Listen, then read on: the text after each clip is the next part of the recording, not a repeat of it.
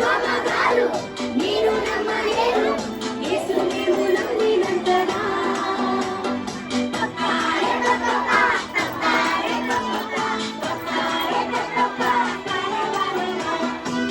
ఆరాధించక విశ్వాసం నీలో ఉన్నదా ఉండవెలిసిలో పడమంటే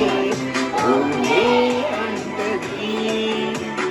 నీలో నమ్మకుంటే ఎన్నో చేసేయచ్చు యేసు నీతో ఉంటే అన్ని సాధ్యమే